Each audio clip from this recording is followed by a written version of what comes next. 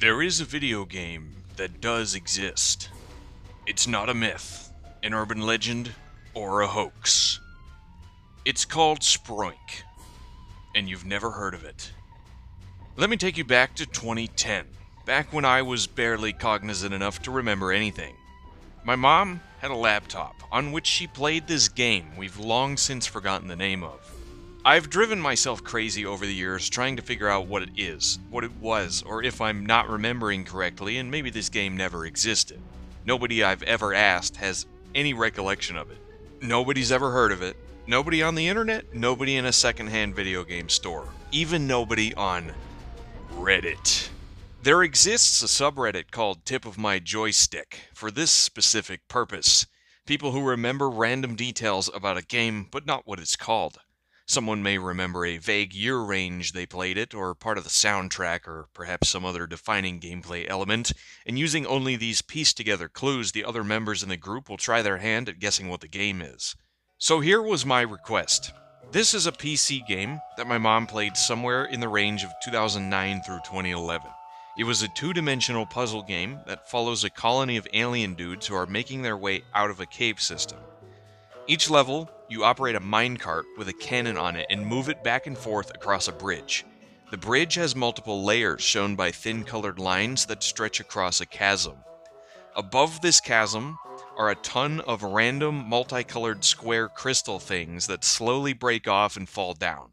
You have to catch the crystals with your minecart before they hit the bridge, and then launch them back up with the cannon in the minecart.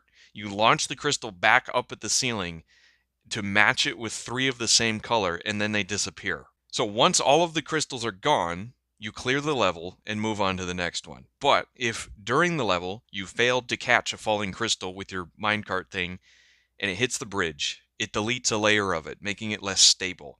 And if you miss too many crystals and break the bridge entirely, the game is over and you die. But if you pass the level with a damaged bridge, you do move on, but some of your alien colonist dudes, they fall off while they're crossing it and you lose them. So you start with a finite amount of these alien guys. And if you lose all of them before the end of the game, you have to start over from level 1. There's probably 100 or so levels, and they get harder as the game goes on. There's a map with like a winding path of the levels through the cave system with a mark for each level. I think that's about all I can remember. But this subreddit has a pretty impressive success rate. Nobody had any ideas here either. I could draw the game, I said. That's what you're looking at now. If I saw a picture of it, I'd recognize it instantly. But there's no evidence anywhere to suggest it ever existed. Like maybe it was taken down for some legal disagreement or something, which has happened before. I remember a 360 game called Marble Blast Ultra, where you control a marble and, well, you basically just play golf with it. It was an arcade game that came with my console back in like 2008, but there's no way to play it anymore. A studio called Garage Games bought the rights to the engine the game runs on, but not the game itself. So 2 different companies have copyright over different parts of the same game, meaning neither of them can sell it unless the other concedes. So in 2011, it was delisted from the Xbox Live Arcade, and since then, it's been unavailable. Unless you have the disc. Obviously, these companies aren't going to go kick down your door and make you give the disc back, so if you throw this old thing in a 360 console, it'll still play it. And that, gentlemen, is the importance of owning physical media.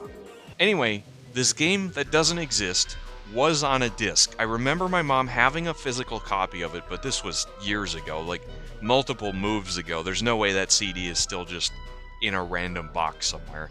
It's pretty damn and well lost. But still, I've never seen it at a secondhand store. I've never found it listed for sale anywhere. I mean, I guess it would help to know what the name of the game was.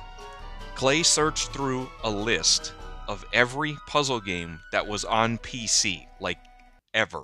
He scoured the entire list of all 500 million games, and not one of them was it. I don't know, maybe it's not classified as a puzzle game. Maybe it isn't real. But my mom does still remember this game. She was the only person who did, and called upon a faint, distant memory. The title began with an S, and sounded something like Sproink, she said. I thought spelunky, but no, that's a completely different thing. Google turns up no results for Sproink, which is what I'd been using for, well, all my life. But recently, you know what? I've been kind of fed up with Google's search engine. Same with YouTube's. The results they show are either ads or completely irrelevant to what you're trying to find. This year I switched to DuckDuckGo for many other unrelated and uninteresting reasons, and when you search Sproink, just like that, there's a screenshot of the main menu from the game that doesn't exist. Sproink, with an R, not an L, that's the game. That's what I've spent a decade trying to find. Now that I've got the title, I can find nothing else still. There's only 3 videos on YouTube I could find, all of only the first 3 levels. But this was the game. This is it. It was just so obscure and unheard of that the internet had forgotten it. There's literally not even a Wikipedia article for it. Apparently it's discontinued. Amazon only has 1 copy left for a balmy $130, but I did find a way to get the game file from a myrealgames.com, get it because it's real, because it's not fake.